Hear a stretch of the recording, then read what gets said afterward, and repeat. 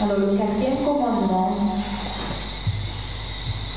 donc les 10 commandements qui ont été donnés à Moïse nous dit: souviens-toi du jour de repos pour le sanctifier.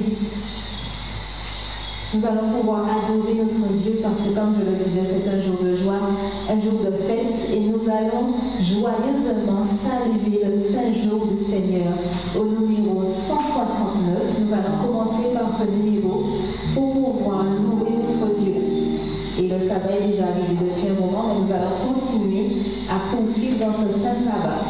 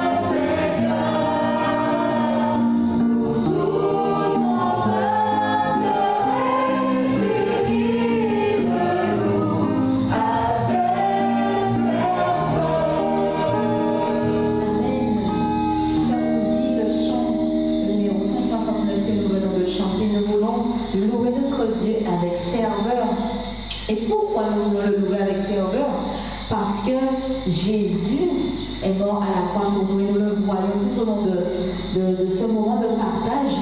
Et nous verrons ce soir l'humanité du Sauveur à la lumière de la croix.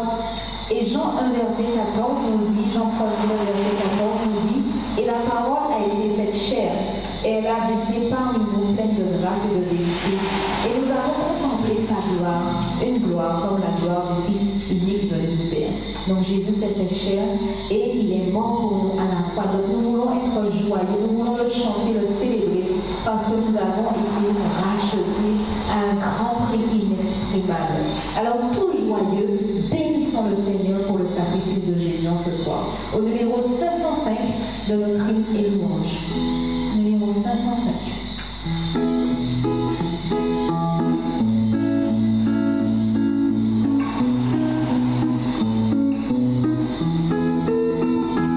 Nous joignons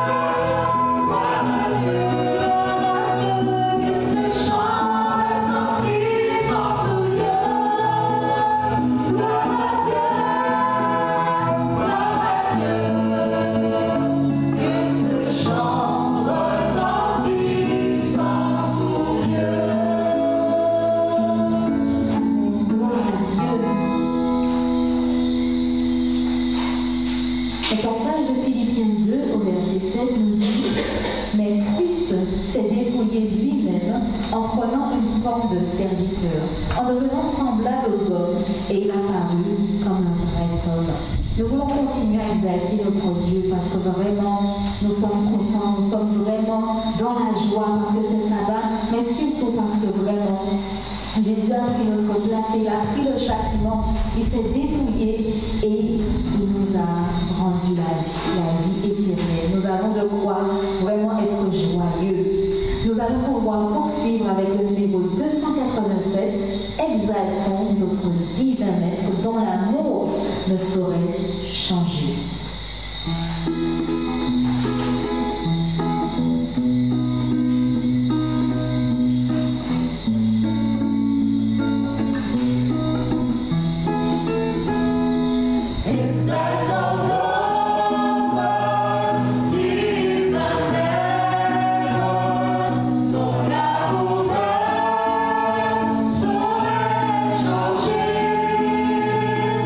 Il nous est doux.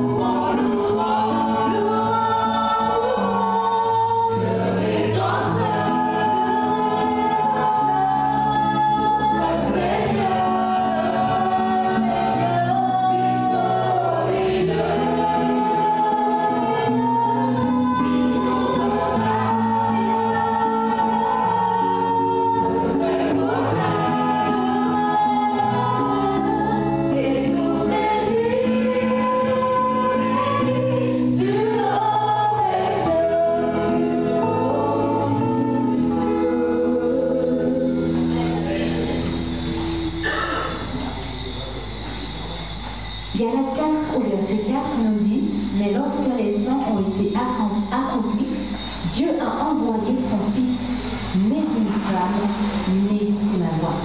Et bien sûr, il est toujours question de Jésus, notre Sauveur, notre ami, notre frère. Et nous l'aimons tant que nous voulons lui déclarer notre amour par le chant, par l'adoration. Et nous allons terminer notre moment de louange et d'adoration numéro 316. Mon cœur joyeux, plein d'espérance, s'élève à toi, mon Rédempteur Jésus. Numéro 316.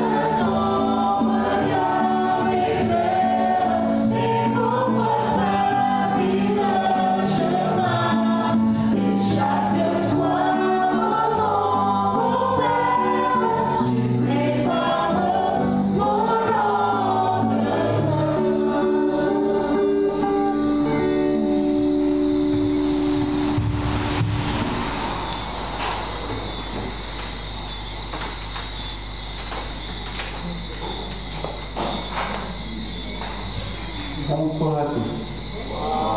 Bon sabbat, que l'Éternel vous bénisse. Content d'être avec vous ce soir. Nous avons encore cette opportunité d'étudier, de prier, de chanter ensemble et disons gloire à Dieu. Bienvenue à chacun. Donc l'Éternel puisse être de au milieu de nous. Je vous invite à vous tenir debout. Nous allons prier. Après la prière, nous allons entonner le chantier. Nous mettons debout pour la prière.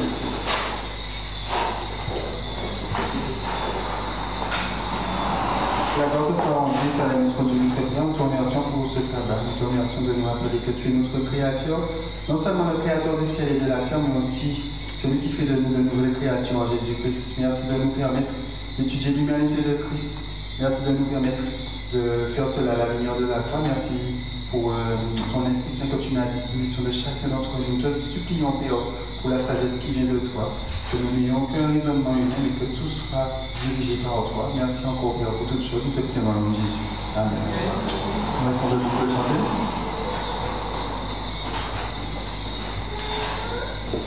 Tu payas mon salut par ton grand sacrifice.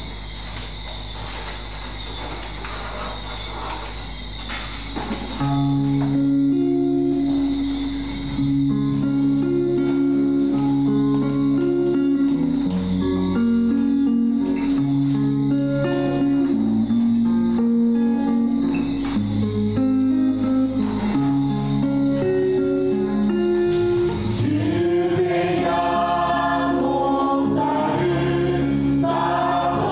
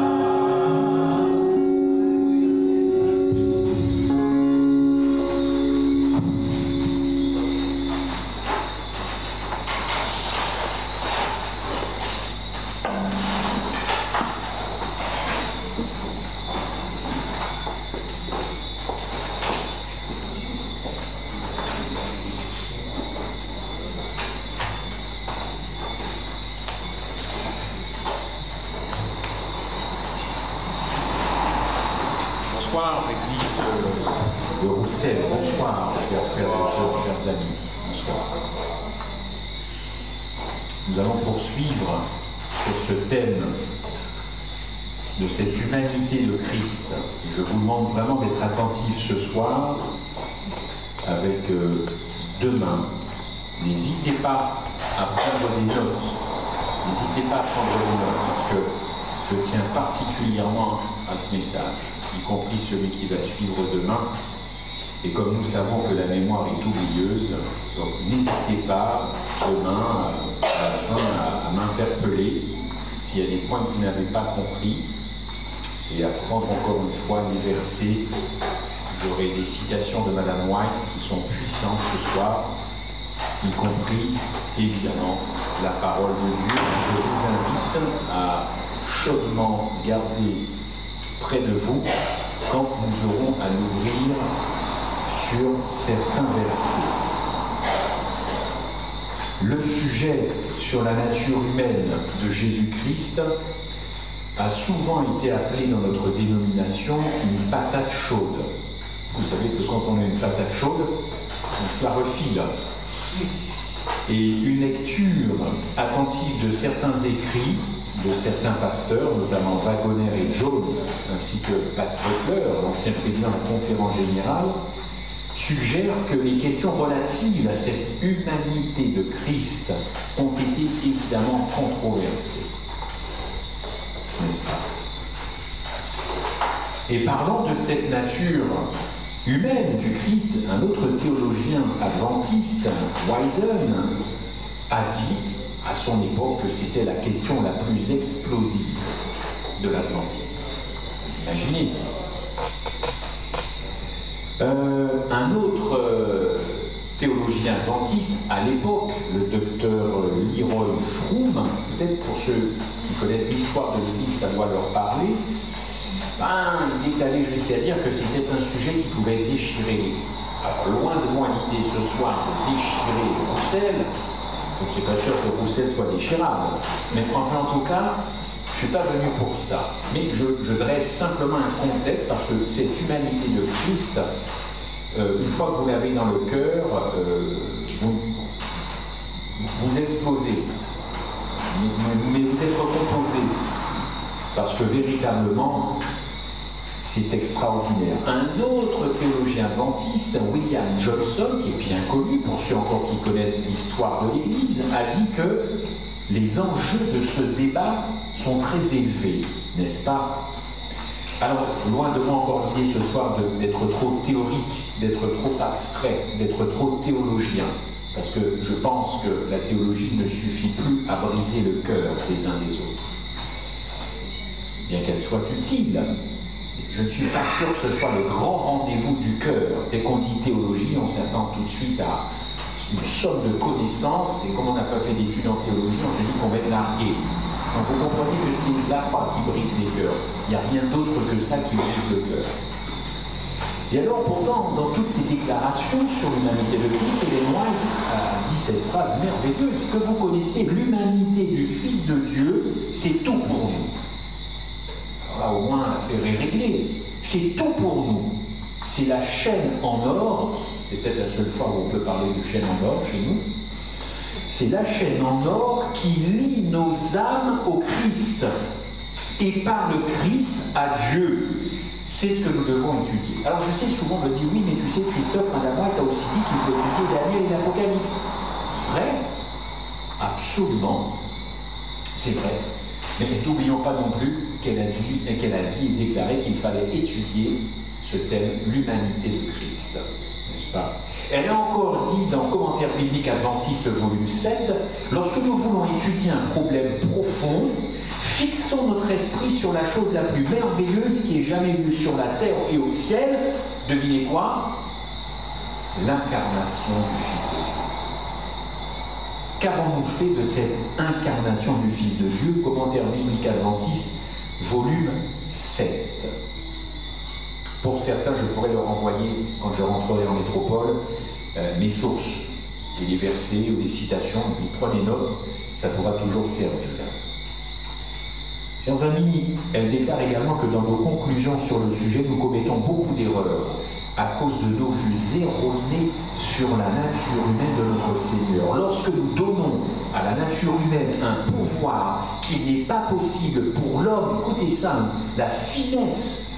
Lorsque nous donnons à la nature humaine un pouvoir qui n'est, la nature humaine du Christ, qu'il n'est pas possible pour l'homme, vous et moi ce soir, d'avoir dans ces conflits avec le diable, nous détruisons la complétude de son humanité. Et vous en concluez quoi? Qu'il n'y a pas l'épaisseur d'un papier à cigarette, comme on dit, entre l'humanité du Christ et la mienne. Puisque si nous lui attribuons des choses que nous n'avons pas dans le conflit cosmique avec le diable, on détruit son humanité. Wow, ça va loin cette affaire. Alors jusqu'où a-t-il été humain, ce Jésus-Christ? Là, c'est un autre débat. Ce n'est pas celui de ce soir. Alors c'est un sujet important, n'est-ce pas? Et je considère, moi, à mon niveau, que c'est le sujet le plus important dans lequel je puisse m'engager. Bien sûr, il y a des pépites partout dans la Bible.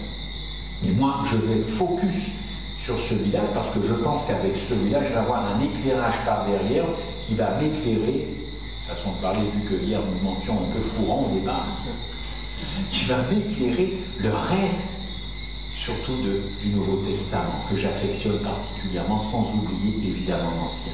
Chers amis, Dieu nous préserve de tenir compte du conseil de ne pas parler de cette chose. Dieu nous préserve de cela, n'est-ce pas? Pourtant, lorsque nous entrons dans cette discussion sur ce sujet, on doit quand même, et je dois quand même être conscient de cette mise en garde. Cette mise en garde, c'est celle que Dieu lui-même a prononcée à Moïse sur une certaine montagne, je crois. Ôte tes chaussures de tes pieds, car le lieu sur lequel tu te tiens est une terre sainte. Attention à ne pas non plus aller trop loin sur ce sujet. Madame moi te dit, ne faisons pas non plus Jésus un homme comme nous, dans le sens où il aurait été versé dans le péché, tenté à chuter, des choses comme ça. C'est pas le débat, mais je prends pour moi cette mise en garde, n'est-ce pas? Et de poursuivre dans Message choisi volume 1, page 244, l'étude de l'incarnation de Jésus, c'est un champ fructueux qui va récompenser le chercheur, celui qui creuse profondément pour trouver la petite pépite de ce Jésus-Christ. Message choisi volume 1, page 244. Oui, c'est un champ fructueux cette étude, n'est-ce pas? Et nous devons étudier la parole de Dieu dans le but non pas de confirmer nos propres idées, mais de les amener, ces idées, à être corrigées, condamnées ou approuvées, selon qu'elles sont ou ne sont pas en harmonie avec la parole de Dieu. Il y a bien des gens aujourd'hui, cette parole dérange. Et comme on les a enseignés depuis des années sur un certain évangile, quand on vient à quelque chose avec un nouvel éclairage, pas la révolution, mais un nouvel éclairage donné par l'Esprit, ah non, je rejette. Méfiance sur cette posture à la fin des temps, n'est-ce pas? Chers amis, quel que soit le point de vue sur lequel nous abordons l'étude de ce sujet, ces paroles doivent être prises à cœur. Et conservez 1 Corinthiens 8, verset 2, aussi en background ce soir. Et si quelqu'un croit savoir quelque chose, 1 Corinthiens 8, 2, il ne sait pas encore ce qu'il doit savoir. Il ne sait rien encore comme il doit savoir. Ça aussi, ce conseil de Paul, 1 Corinthiens 8, 2, je le prends évidemment pour moi. Nous sommes ce soir au cœur de l'Évangile. Si vous ne prenez pas ça comme ça, si ça ne vous fait rien, c'est que là, manifestement, vous avez un problème de cœur. Je ne vous souhaite pas un problème cardiaque, c'est pas la question, mais là, c'est embêtant si ça ne vous parle pas. Allons-y. Avant de venir sur cette terre, le Christ connaissait toutes choses, n'est-ce pas? Il comprenait l'effet de tout ce qui allait arriver à son encontre, tout ce qu'il allait enduré. Pourquoi? Pour racheter cette humanité perdue. Oui, il y avait des choses qu'il connaissait par expérience et des choses qu'il ne connaissait pas encore par expérience. C'est normal. Ce fut un enfant, un ado et un adulte. Donc, petit à petit, il a fait des expériences. Mais quand il était enfant, il ne pouvait pas faire des expériences quand il est devenu adulte. On est bien d'accord, même si la Bible ne parle pas tellement de cette période-là, enfin, il a grandi comme un enfant. Certes en sagesse, mais il a grandi comme un enfant, puis un ado, puis un jeune adulte, puis un adulte. N'est-ce pas? Donc, il y avait des sentiments qui, à un moment donné de sa vie, il n'avait pas pu éprouver, puisque les circonstances, les occasions ne s'étaient pas encore présentées. Donc, il y a des choses qu'il ne pouvait pas connaître, et nous savons que le Saint-Esprit lui a révélé ces choses petit à petit, au fur et à mesure de sa croissance. Jésus n'était pas un extraterrestre non plus, hein, il a véritablement vécu comme un enfant et par la suite. Donc, il savait, notre Sauveur, qu'il allait éprouver des sentiments terribles, une détresse émotionnelle, des douleurs physiques, des douleurs morales. Il savait qu'il allait un jour, sur une croix, mourir d'un cœur brisé sous le regard de son Père. On y reviendra. Un cœur brisé également sous le sentiment de la condamnation de son Père, le fameux texte clé Galates 3.13. Galates 3.13, rappelez-vous que le Christ fut fait malédiction, maudit quiconque est pendu au bois, le bois, la croix. Il fut fait malédiction, cette séparation d'avec le Père, car le Père ne pouvait pas voir Christ qui incarnait le mal, à force de prendre tous les péchés du monde. Rappelez-vous ce texte quand même, donc séparation, il ne voit plus son Père, le regard de son Père est douloureux, il savait qu'il allait vivre ça, mais c'est venu petit à petit, mais sachant tout cela, il n'a pas hésité à venir sauver l'humanité, il l'a même fait volontairement. Madame White te dit que Christ est allé voir son Père dès qu'Adam a péché. Dès qu'Adam a consumé le péché, la désobéissance, le Christ s'est présenté devant son Père comme la caution de l'humanité. Un texte dit très clairement, la tristesse a rempli le ciel lorsque l'on se rendit compte que l'homme était perdu et que le monde que Dieu avait créé devait être rempli de mortels, condamnés à la misère, condamnés à la maladie, condamnés à la mort, et qu'il n'existait aucun moyen de s'échapper. Ciel rempli de tristesse. Je pense que dans notre course chrétienne, nous ne pensons pas suffisamment à ce qui se passe au ciel, trop préoccupés par les choses terrestres, j'imagine. Est-ce que nous pensons souvent aux anges? Aux anges qui sont là, à votre ange personnel? On ne pense pas aux anges, hein? Pas assez souvent, je pense. Et pourtant, ils sont tout le temps là. Ils nous protègent. Toute la famille d'Adam devait mourir. J'ai alors vu l'adorable Jésus, dit-elle, et j'ai vu sur son visage une expression de sympathie et de tristesse. Bientôt, je l'ai vu s'approcher de la lumière très brillante qui enveloppait le Père. L'ange qui m'accompagnait m'a dit, mais il est en étroite conversation avec son Père. L'inquiétude des anges semblait intense. Pendant que Jésus était en conversation avec son Père, 3 fois, il a été enfermé par la lumière glorieuse du Père. Et à la 3e fois qu'il est venu, nous avons pu voir sa personne, dit Madame White. Son visage était calme, reposé comme vous, ce soir. Et son visage brillait d'une beauté que les mots ne pouvaient décrire. Il fit alors savoir au cœur angélique, aux milliards. Et vous imaginez la situation? Je sors d'un entretien. J'ai des milliards d'anges qui sont là et qui scrutent mon visage. Qu'a-t-il été décidé? Qu'a-t-il été décidé dans cette entrevue? Et là, le visage de Jésus est calme. Il est apaisé. Et Jésus va faire cette déclaration, il dit qu'un moyen de sauvetage a été trouvé. Nous sommes là déjà dans le cœur de Dieu. Ok, d'éternité en éternité, la rédemption avait été... Mais ce n'est pas ça qui me fait vibrer. C'est cet entretien où mon Sauveur sort, l'affaire est pliée, je vais être sauvé. Je vais être sauvé. Un moyen de sauvetage avait été créé, trouvé pour l'homme perdu. Il avait plaidé auprès de son Père et obtenu la permission de donner sa vie en rançon. Un autre de l'apôtre Paul, oui, donner sa propre vie en rançon pour la race humaine, de porter les péchés, de prendre sur lui la sentence de mort, d'ouvrir un chemin qui permette à l'homme de s'échapper de la mort, ouvrant ainsi une voie par laquelle il pourrait, vous et moi, par les mérites du sang du Christ, trouver le pardon pour les transgressions passées, pour toutes nos désobéissances, être ramenés dans le jardin où nous avons été châtiés, ça c'est pour plus tard. Il pourrait, au pluriel, alors avoir de nouveau accès aux fruits glorieux. Je vous laisse lire la suite, premiers écrits, page 123. Dieu. Quel entretien! Quel entretien! Jésus est allé voir 3 fois pour demander le droit de mourir pour cette humanité déchue. Quel contraste étonnant avec sa réponse ultérieure à la crise de la destinée humaine dans ce jardin dans lequel, celui de Gethsémani.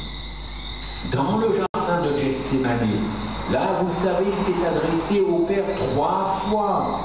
Mais cette fois, il ne plaide pas pour le droit de mourir pour l'humanité. Ouvrez vos Bibles, s'il vous plaît, Luc 22, 42.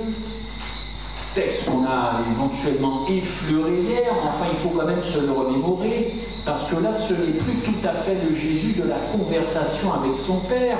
Qu'est-ce qui s'est passé alors? Luc 22, 42, n'est-ce pas? Luc 22, au verset 42. Ô Père, dans la version Semeur, si tu le veux, écarte de moi cette coupe. Terrible, hein? Éloigne, vous l'avez dans certaines versions, éloigne de moi cette coupe, la mort. N'est-ce pas? Alors, avant l'incarnation, il est prêt à mourir tout de suite, il se présente devant son Père tout de suite pour être la caution. 3 fois il plaide pour vous et moi, il va plaider. Ça, c'est avant l'incarnation, mais après l'incarnation, est-ce que c'est le même Jésus-Christ? Comment se fait-il que là, il ne veut plus mourir? Au fond, c'est ça. Éloigne de moi cette coupe. Alors, on va me dire, oui, mais tu n'as pas lu la suite. Si, c'est pour ça qu'on est là ce soir, non pas ma volonté, mais la tienne. Non pas ma volonté, la tienne. Alors, attendez, est-ce à dire que la volonté de Jésus-Christ était différente de celle de son Père à ce moment-là?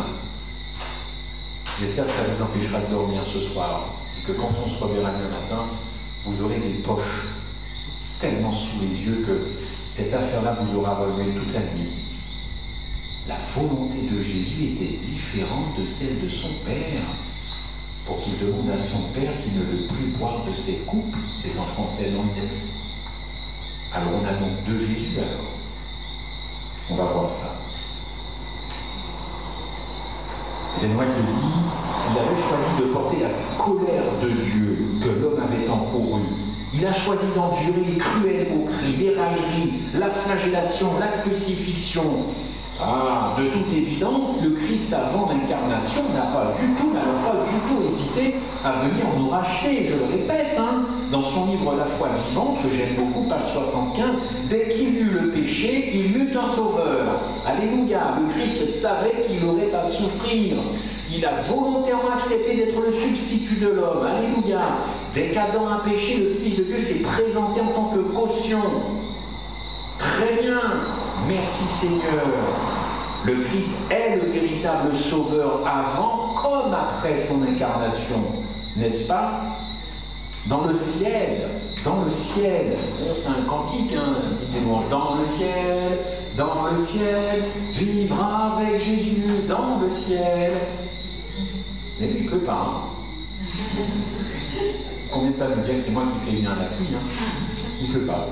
Dans le ciel, en regardant le couple de condamnés, le Christ s'est j'insiste, je veux insister, il s'est porté volontaire pour endurer les moqueries, je répète, railleries, flagellation, crucifixion et la mort, subir la colère de son Père, le Dieu du ciel. Pourtant, après qu'il soit venu sur la terre, c'est différent. Ça ne vous pose pas question. Vous n'avez jamais voulu savoir pourquoi. Est-ce qu'il y a deux volontés qui s'affrontent? Est-ce qu'il y aurait deux volontés qui s'affrontent? Chers amis, c'est pas une petite affaire, ça. La volonté propre de Jésus-Christ et la volonté de son Père. Ont-elles été en contradiction? Alors dans ce cas-là, on a un gros problème alors. Deux volontés contradictoires sur un sujet aussi important que l'incarnation et surtout le salut. Ah bon, on n'avait jamais appris ça? Alors, il faut qu'on tire ça au clair. Il faut qu'on tire ça au clair. Moi, je vais militer. Bon, je milite nulle part. Mais s'il y avait un syndicat qui commençait à se créer ici, en Guadeloupe, ailleurs, moi, je prends tout de suite ma carte. Réhumaniser notre Sauveur. Le réhumaniser, car nous l'avons robotisé, nous les adventistes du 7e siècle.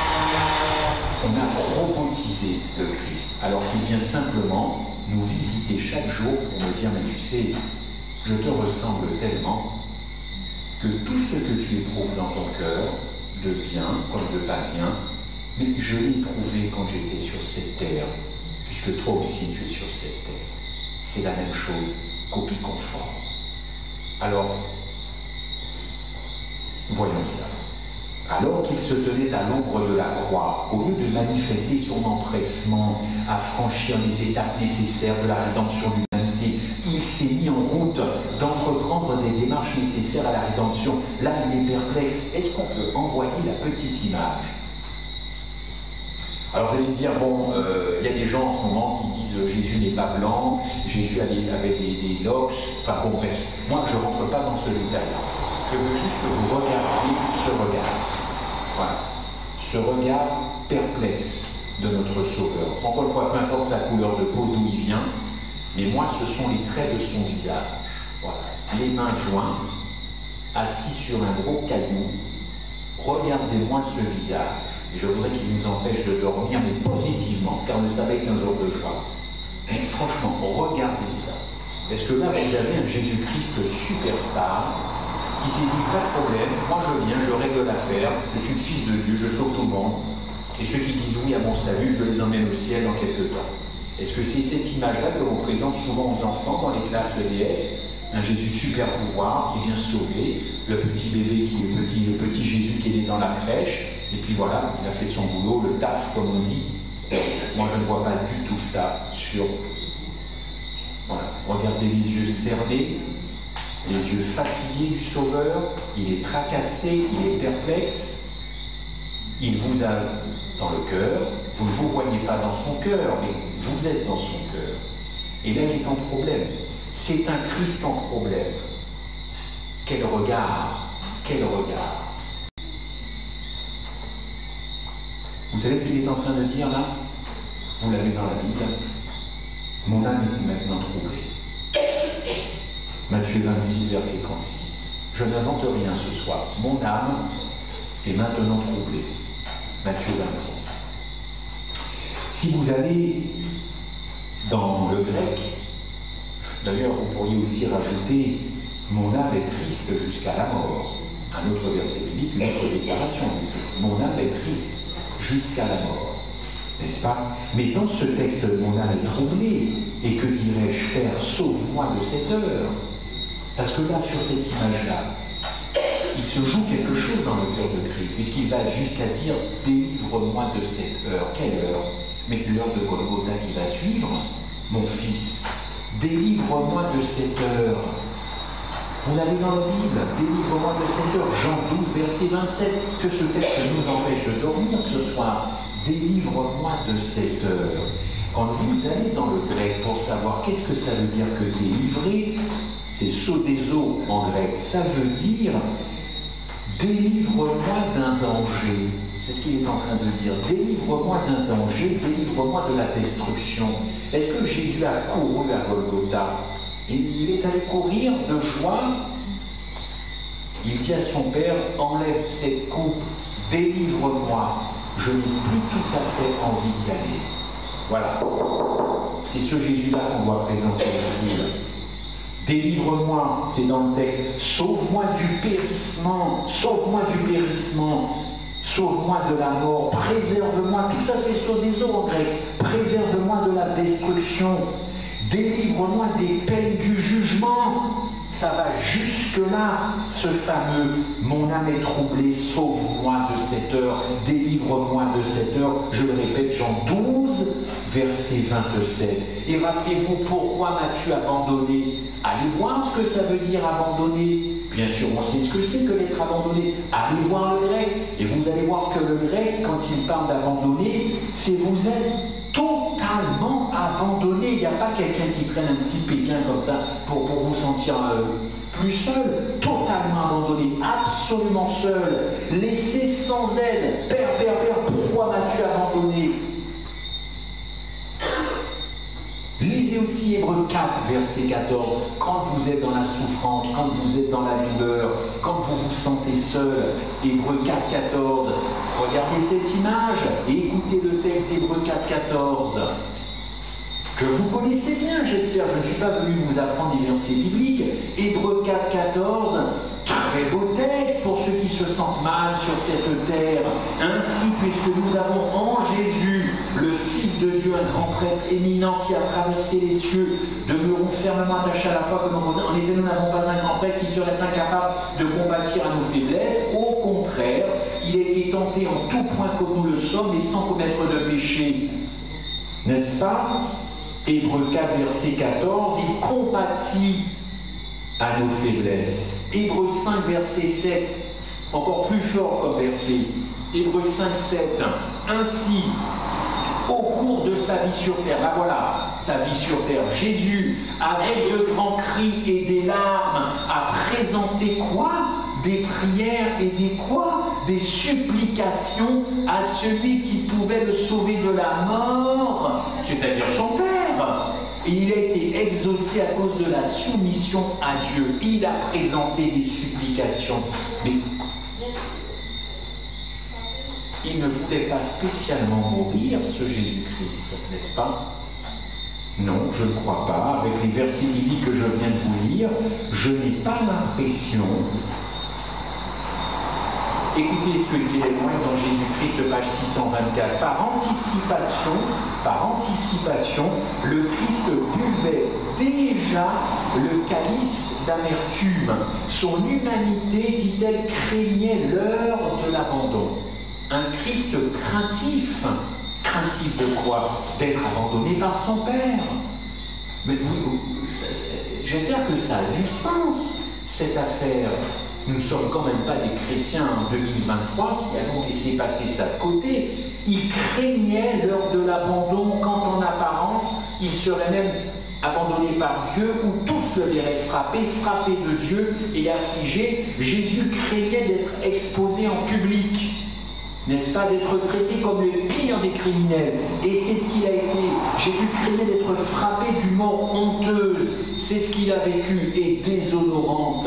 Le pressentiment de son conflit avec les puissances des ténèbres, le sentiment de l'affreux fardeau, de la transgression humaine et de la colère du Père, à cause du péché, l'a fait frémir. Mais quel Jésus-Christ nous présentons au monde? Le péché l'a fait frémir.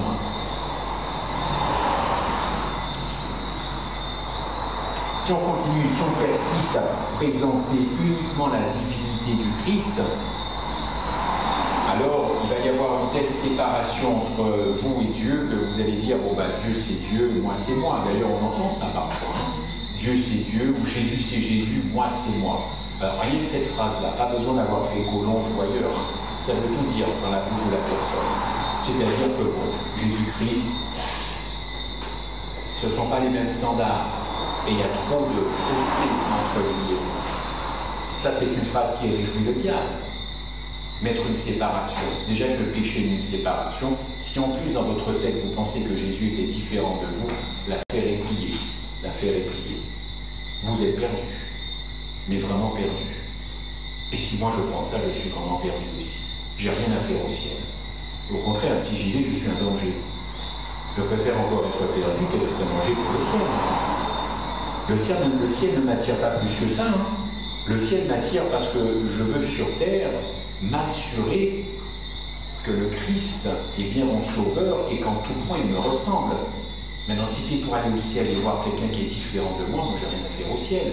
Parce que le monde est suffisamment bon et sucré pour me donner tout ce qu'il a à me donner. Je ne sais pas comment vous voyez l'affaire, hein, mais je risque fortement de m'ennuyer, quoi. Alors, comme je n'ai pas envie de m'ennuyer au ciel, maintenant, si vous faites de votre sauveur quelqu'un de particulièrement attentif à vous, il vous chouchoute, il vous fait des petits bisous dans le cou que vous sentez comme ça le soir avant de vous coucher. C'est pas votre épouse, hein, c'est le Christ qui vous fait des petits bisous. Confondez pas les choses. Mon petit doudou, ma petite doudou. Vous entendez ces petites voix le soir avant de vous endormir? Mon petit doudou, dors bien. Ah, demain matin, je veille sur toi. Et j'envoie les anges. Et les anges arrivent illico presto dans la chambre, ils blindent la chambre. Plus personne ne peut rentrer. Vous faites un bon dodo, et le lendemain matin, c'est par sa grâce encore que vous avez le souffle de vie. C'est ça faire des câlins au Christ. Hein.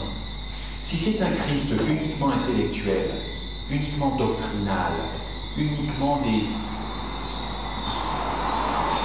Mais on n'a pas besoin de doctrine au ciel, on a besoin d'un Père. Et surtout en ce moment, d'un Père qui comprend. Voilà. Chers amis, cette image-là est terrible, n'est-ce pas? Dans le ciel, il semble que ce soit le Père qui ait été lent à accepter de payer notre prix, n'est-ce pas? Oui, maintenant c'est Jésus qui recule devant le paiement de ce prix à l'heure de l'abandon, à l'heure de l'exposition publique, d'une mort honteuse et déshonorante. Au ciel, il savait ce qui allait se passer et il acceptait de le subir, de l'endurer, mais maintenant tout est différent. Voyez sa lutte dans le jardin de Gethsémani. Se détournant, Jésus chercha de nouveau sa retraite et tomba prostré, vous le savez, prostré par terre, saisi de l'horreur, d'une grande obscurité, car il fut fait pécher. Bien sûr, 2 Corinthiens 5, 21 nous le dit, armatia, ça veut dire être rendu en grec armatia, et armatia ça veut dire le violeur de la loi. Christ, violeur de la loi de son Père. Voilà ce qu'il fut fait. Il n'a personnellement jamais rien violé lui, mais en prenant, en endossant nos péchés, il fut fait violeur. La Bible dit même qu'il fut fait malfaiteur. Vous ne pensez pas que tout ça, ça le turlupine, alors que Golgotha est en point de mire et qu'il est dans ce jardin à se poser tout un tas de questions? Oui, cette humanité du Fils de Dieu a tremblé. Voilà où je veux en venir ce soir. Cette humanité a tremblé. Mais encore une fois, si on est tout le temps focusé sur le Fils de Dieu, on va exploser en vol. Quand tout va basculer dans ce monde, les plaies vont nous tomber sur la tête. Personne ne sera là, je vous garantis. Personne, ni moi, ni vous, personne. Parce qu'on n'aura rien capté, on n'aura rien vécu de relationnel à partir de cette humanité. Car c'est là, elle est là, cette humanité. Oui, Fils de Dieu, absolument. Vous l'avez, le Fils de Dieu, sous les yeux des fils de l'homme. Comme il aimait se définir, le Christ, Fils de l'homme. L'humanité a tremblé. Dans ce jardin, il priait non pas pour ses disciples afin que leur foi ne défaille pas, mais pour que son âme tentée et agonisante, évidemment, soit apaisée. Le moment terrible arrive, ce moment qui devait décider de la destinée du monde. Le destin de l'humanité tremblait dans la balance. J'y vais pas. J'y vais pas. Le Christ pouvait même refuser de boire la coupe réservée à l'homme coupable. Là, il n'est pas encore trop tard. Il pouvait essuyer la sueur sanglante de son front. n'est-ce pas? Et laissez l'homme périr dans son iniquité. Il pouvait dire cette phrase, que le transgresseur reçoive la peine de son péché. Moi, je retourne vers mon Père. Le Fils de Dieu boirait-il la coupe amère de l'humiliation et de l'agonie? Non. Trop, c'est trop. Et vous le savez, parfois dans vos vies, que trop, c'est trop. Quand on vient vous casser les pieds tout le temps les mêmes personnes, tout le temps les mêmes problèmes, on lâche cette phrase souvent. Oh, maintenant, trop, c'est trop. Ça suffit, basta, comme on dit. Là, vous l'avez, le trop, c'est trop. Et pourtant, il a tenu. Parce que je ne peux pas finir sur la note comme ça. Il a tenu. Parce qu'à un moment, il va dire, non pas ma volonté, mais la tienne. Voilà. Non pas ma volonté, mais la tienne. Cette soumission a fait qu'il est le grand vainqueur de tout. Cette soumission fait que nous sommes là ce soir. Et effectivement, ça a été aussi un problème pour le Père. Jésus, à ce moment-là, aime son Père. Oui, on est d'accord. Mais il aime aussi l'humanité. Il aime son Père, mais il aime l'humanité. Il aime l'humanité, mais il aime son Père. Eh bien, écoutez, il est allé jusqu'au bout de son amour pour toi ce soir. Jusqu'au bout de son amour. Et il est donc resté fidèle à son Père. Je trouve ça personnellement merveilleux. Mon Père, si cette coupe ne passe pas loin de moi, sans que je la boive, je ne peux pas la boire, mais que ta volonté soit faite. 3 fois, il a prononcé cette phrase. 3 fois, cette humanité a reculé devant le dernier sacrifice. C'est Ellen White qui le dit. Jésus-Christ, page 621. 3 fois, il a reculé. 3 fois, il a dit non, mais au ciel, le Christ semblait presque impatient de donner sa vie, encore une fois. Mais maintenant, dans ce jardin, non, c'est plus tout à fait la même chose. Avant il était un intercesseur des autres, n'est-ce pas? Maintenant, il aimerait bien, à ce moment-là, avoir un intercesseur. Où est son intercesseur? Il n'en a pas. Il est abandonné à son triste sort, mais il en est sorti vainqueur. Qu'est-ce qui a précipité ce changement d'attitude entre cette conversation et cette image? Y a-t-il deux Jésus-Christ? Non. Qu'est-ce qui a pu causer cette morosité, ce silence, cette voix de deuil?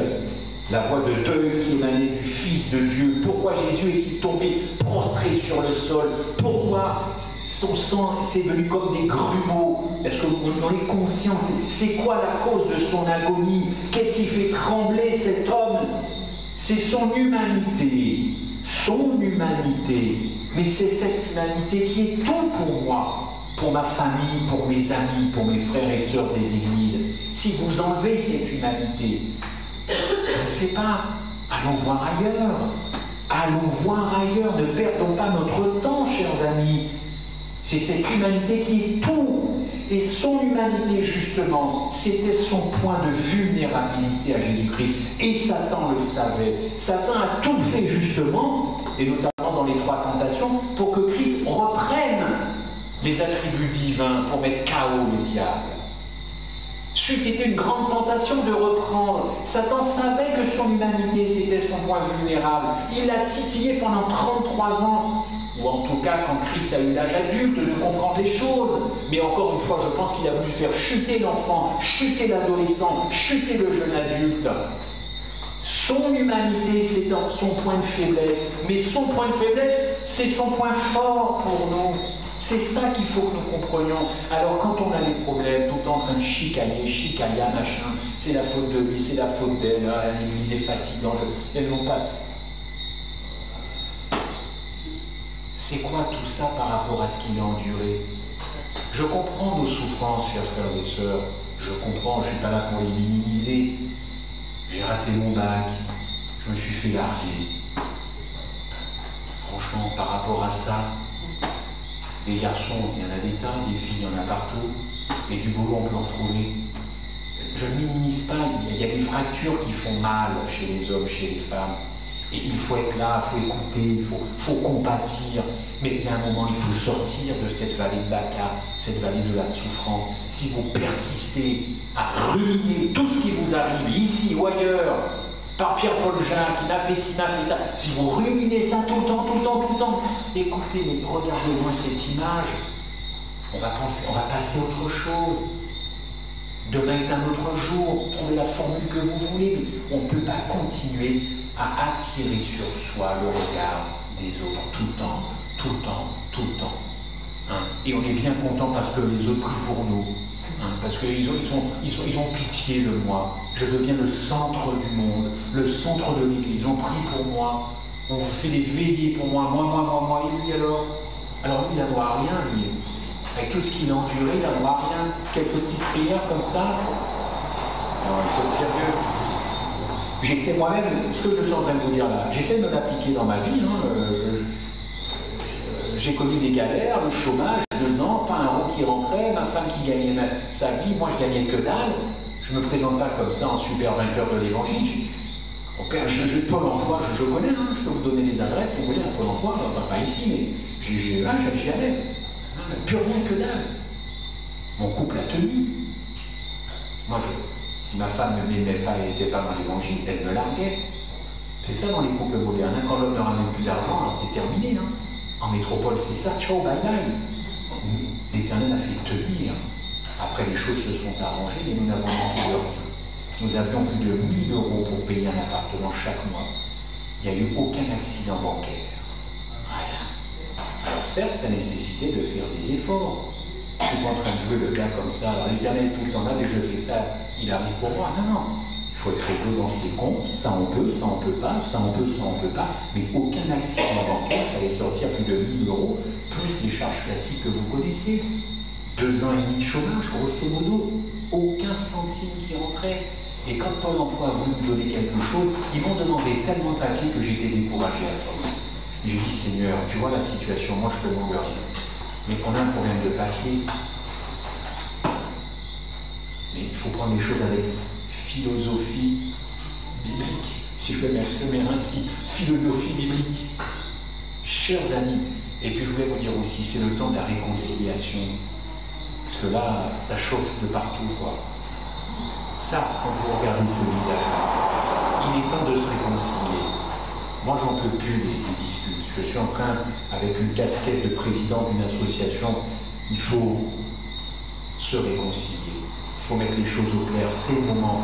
Il n'est pas trop tard. Parce que ça aussi, c'est l'évangile de la réconciliation. On ne peut pas faire l'affront au Christ d'être tout le temps fâché au prétexte que c'est moi qui ai raison et que le jugement va mettre les choses au clair. Si l'évangile, c'est pas ça, si c'est que de la doctrine ou des croyances fondamentales, dans 5 ans, si je reviens par la grâce de Dieu, la moitié qui sont dehors, mais c'est comme partout. Je me dis, si c'est là, mais il faut que ça descende là. Si ça reste là, c'est compliqué. Mais si c'est que là aussi, parce qu'il faut donner du poids à sa foi. Quand Jésus se baladait, je crois qu'il y a un verset biblique qui dit, ce verset disait, qu'il parlait avec autorité, mais enfin ce qu'il disait, c'était fondé, quoi. C'était fondé. Ouais, ça passe.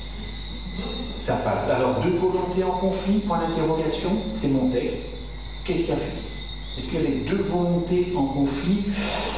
Alors que Jésus s'approchait de la croix et de sa mort sur la croix, il y avait de plus en plus 2 volontés qui luttaient pour la maîtrise de sa propre volonté et la volonté de son Père. Tout au long de sa vie, il a renié sa volonté, vous le savez, et il a fait la volonté de son Père. D'ailleurs, il le dit en Jean 6, « Je ne peux rien faire de moi-même. J'entends et je juge. Et mon jugement est juste, car je ne cherche pas ma propre volonté, mais celle de mon Père qui m'a envoyé. » Ce genre de réflexion, c'est truffé dans les épîtres de Jean. Ma volonté, mon Père et moi en fait un. Je suis là pour faire la volonté de mon Père. Si vous m'avez vu, vous avez vu mon Père. Lui et moi, nous sommes un. Ouais, mais sauf que là,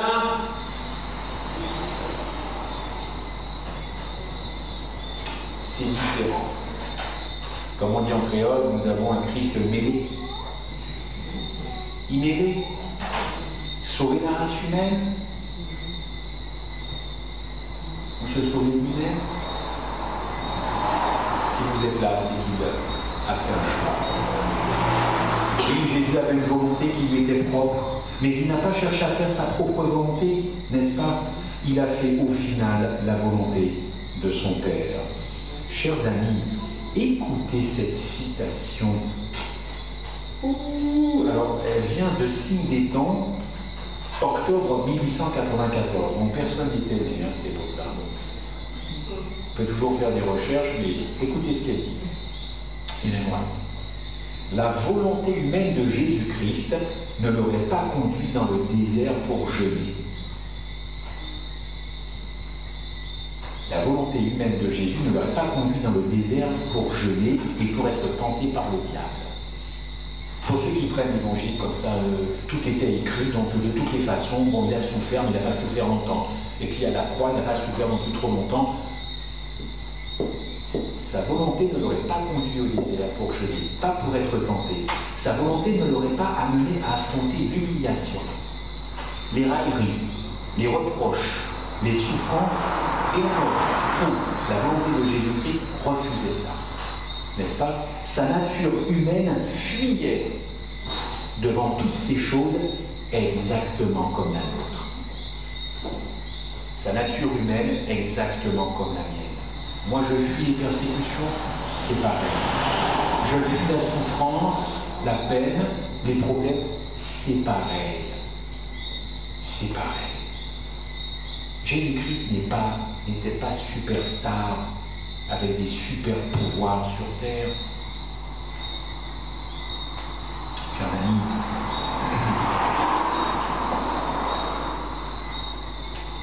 il y aurait tant et tant de choses à dire, je suis limité par le temps, mais je voudrais juste conclure.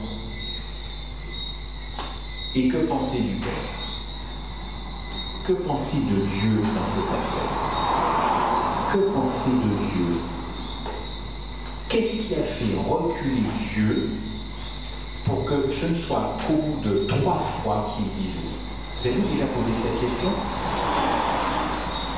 Qu'est-ce qui fait que Dieu n'a pas dit oui la première fois? On nous raconte depuis des siècles que Dieu et Jésus c'est la même personne, que le plan de la rédemption était conçu d'éternité en éternité. Bon, alors on a un problème. Comment on fait? Pourquoi 3 fois? Écoutez, je viens avec une petite réponse, ça vaut ce que ça vaut. Dieu aimait profondément Adam. Je ne vous apprends rien, j'espère. Dieu aimait profondément le couple adamique. Forcément, Adam est sorti de ses mains. Mais à côté de ça, Dieu aimait profondément son Fils unique. Dieu aime Adam, Dieu aime son Fils. Dieu aime Adam, Dieu aime son Fils. Qu'est-ce que je fais? Vous choisiriez, vous, entre vos enfants, s'il y en a un qui doit partir à la guillotine ce soir, ou mourir ce soir. Adam ou Jésus? Adam, c'est ma créature, Jésus, c'est mon Fils unique. Voilà pourquoi ça a duré aussi longtemps que ça. 3 fois. On ne vient pas leur raconter que Dieu est encore machin. Nous avons un Dieu qui, certes, lui, n'était pas encombré par une nature humaine. Dieu n'a jamais de nature humaine. Dieu, c'est Dieu. Mais Dieu a aussi été en conflit. Et c'est le péché qui a mis en conflit Dieu. C'est le péché qui a mis encore une fois Dieu en conflit, parce qu'il a dû faire un choix. Il a dû faire ce choix. Et Ellen White te le dit, ne venez pas me chercher des histoires. Ellen White te l'a dit elle-même. Je vais retrouver sa citation. Elle l'a dit elle-même. Je vais retrouver cette citation. Ben voilà. L'ange dit, premiers écrits, page 127. L'ange, c'est un ange qui parle. Pensez-vous que le Père a livré son Fils bien-aimé sans se battre? C'est une question d'un ange. Non. Non, dit-elle. C'était même une lutte avec le Dieu du ciel pour savoir s'il fallait laisser l'homme coupable périr ou donner son Fils bien-aimé pour qu'il meure pour eux. Dieu était aussi en problème. Le Christ était aussi en problème. Alors qu'est-ce que nous faisons de notre foi? Ça devrait nous interpeller. Jésus n'a pas considéré le ciel comme un lieu à désirer alors que nous étions perdus. Je crois que le paradis, ça n'intéresserait Dieu si on n'y est pas. Je pense qu'il n'en a rien à cirer, permettez-moi cette expression, si on n'y est pas. Le paradis sans nous, je le dis franchement, je vais un petit peu abuser, mais c'est l'enfer. Le paradis sans nous, c'est l'enfer. Dieu ne nous a pas créés pour vivre sans nous. Vous voyez un petit peu mon idée quand je dis ça. Hein? Sans nous, mais le trio céleste, alors je ne dis pas qu'ils s'ennuient, mais ils ont besoin de nous. On a été créés pour vivre avec eux tout le temps. Si on n'est pas là, vous comprenez que l'Éternel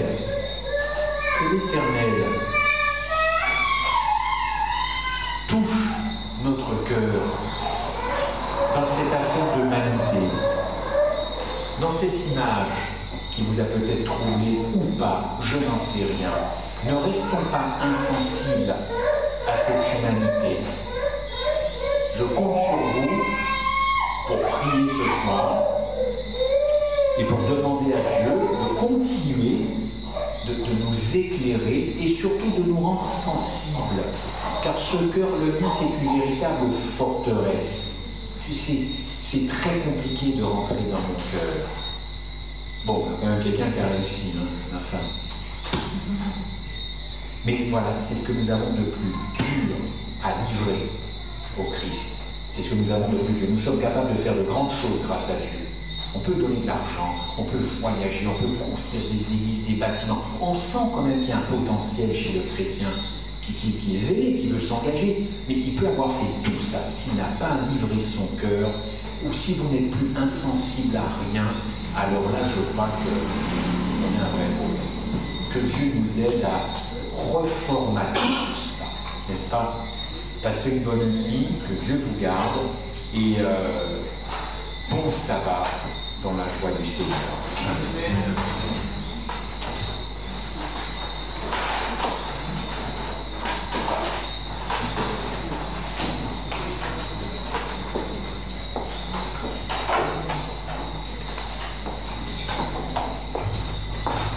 Pour terminer ce moment, nous allons chanter notre chantième numéro 602, juste la première strophe. Je vous invite à vous tenir debout.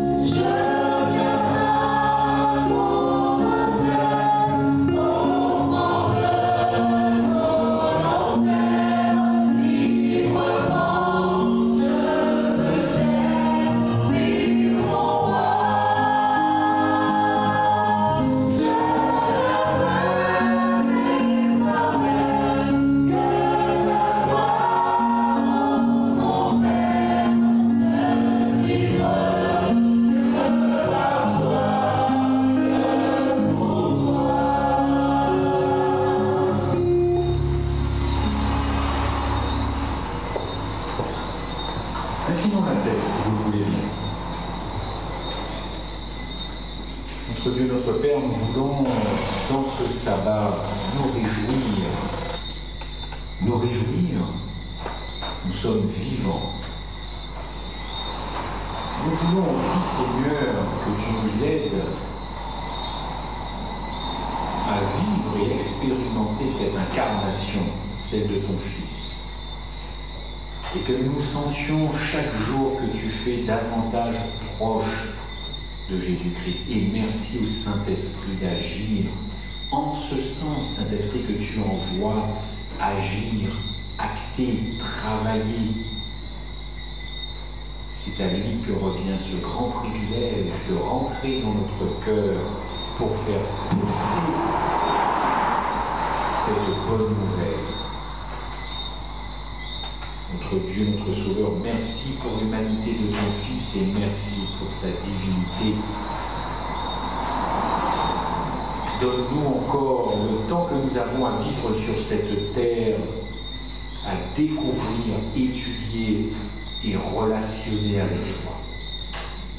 Car tu viens chercher des gens qui t'aiment profondément, que tu ne sois pas un inconnu quand tu apparaîtras, que tu ne sois pas simplement le personnage central d'un livre qu'on appelle la Bible.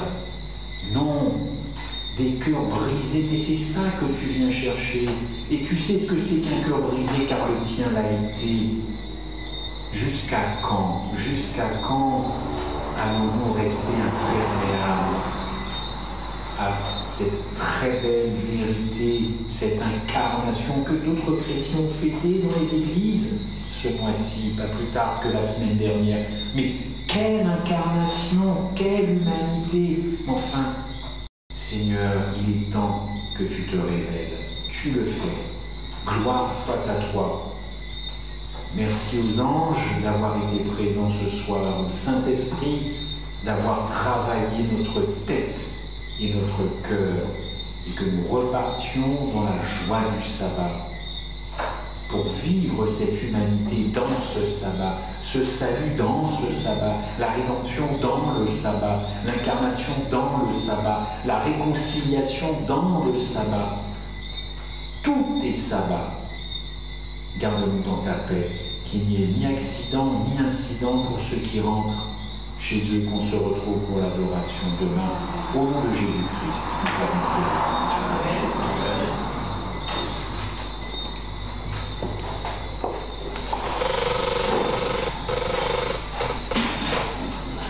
Je nous rappelle le programme de demain. Nous avons rendez-vous ici à partir de 9h pour le moment de louange. Ensuite, nous aurons un moment de partage, de témoignage, de chants, de poèmes, de remerciements à notre Dieu. Donc, pas d'école du sabbat de manière classique, mais un moment de remerciement. Chaque personne est invitée à préparer un petit quelque chose à l'honneur de notre Dieu. 365 jours. Vous allez même trouver une chose à dire sur 365 jours, je suis sûr, n'est-ce pas? Pour la gloire de grâce de Dieu. Donc, on à ce moment. Ensuite, nous aurons la prédication. Ensuite, nous avons rendez-vous pour le repas chez la famille Rinaldo pour un repas fraternel. Donc, tous ceux qui sont présents ce soir sont invités, tous ceux qui sont présents demain sont invités, tous ceux qui sont sur le YouTube sont invités.